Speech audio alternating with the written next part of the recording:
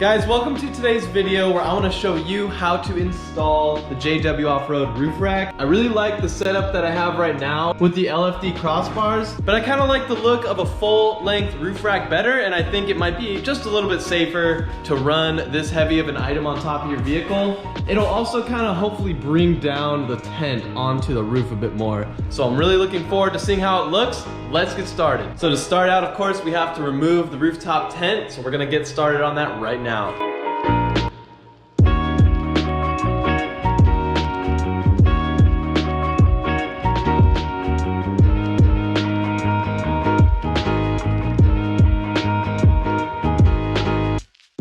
So first things first, we have to remove the LFD reinforced crossbars in order to get started. So I just got the Allen key from the original kit, and you just hit all four corners, undoing those. You can take those crossbars right off.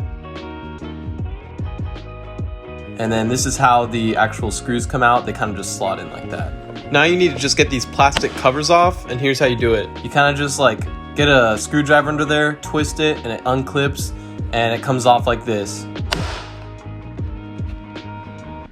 Obviously, you don't need to worry too much about breaking these things because you're not going to reuse them, because you're going to be throwing out this roof rack anyway. And here's what it looks like at the back. And then there's also two in the middle. And of course, make sure on all these you put that screwdriver bottom on that rubber. That way you don't damage your roof's paint. You really don't want to mess that up. But that rubber gives you a nice base to work from. Now you just undo all the bolts that you can see. And here's a note, make sure you keep all of the rubber washers that are at the head of each of these bolts. We're gonna actually reuse those with the JW Off-Road kit and put it underneath our 1-inch aluminum spacers. But this is what it looks like basically to remove the OEM roof rack.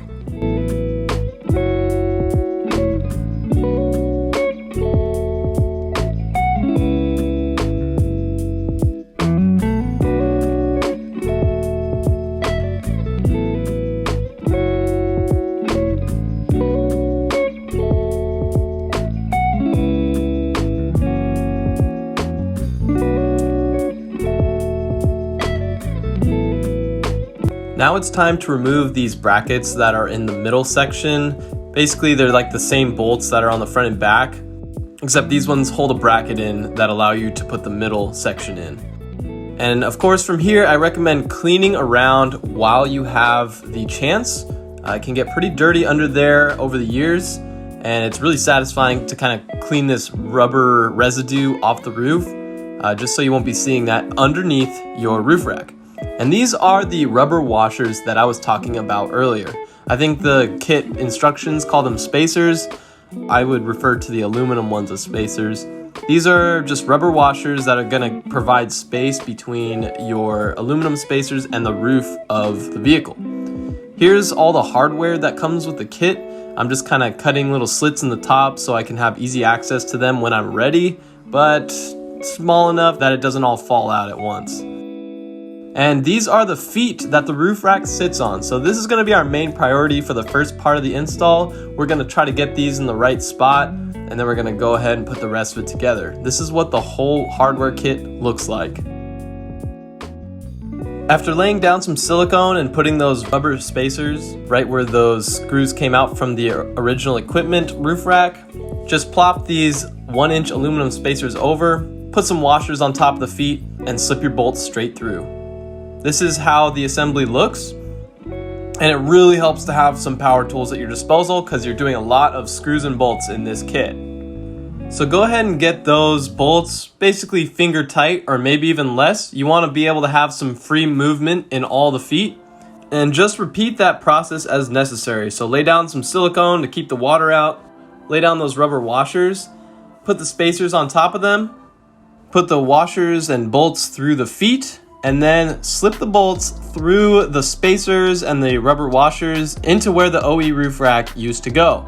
Then just tighten them up very lightly like I said before, and this is how it should all look when you're done putting the feet in.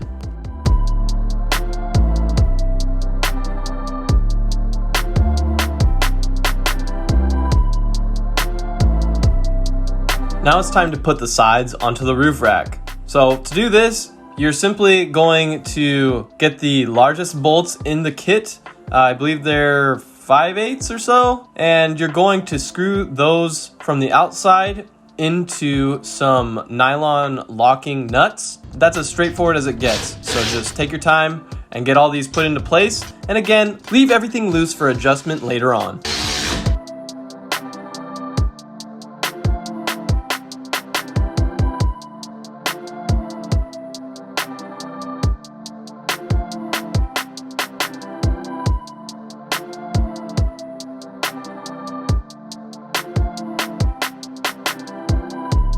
Now it's time to get started installing the front wind fairing, and to do that, you're basically making a modification to your furthermost forward crossbar.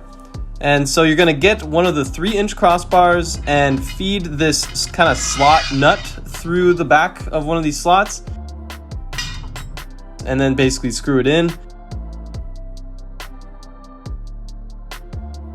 And then next you have your pivoting arm, and you basically just secure that to the previous piece you just worked on. And this is how the assembly looks like. This is going to face down towards the sunroof of the vehicle and support the front wind fairing like this.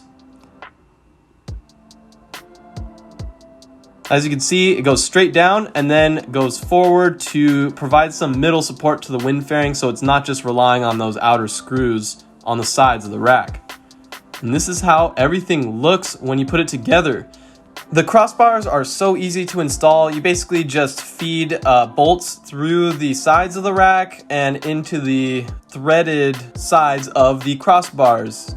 It's not complicated, which is why I time-lapsed. It's just a bit time-consuming. Again, highly recommend some power tools for this job. But here are the end results. As you can tell, this roof rack is very strong. I'm about 190 pounds. So if one of these crossbars is able to support me with no issues, it could definitely support a lot of weight when you spread weight across all of these different crossbars. I think this rack looks fantastic.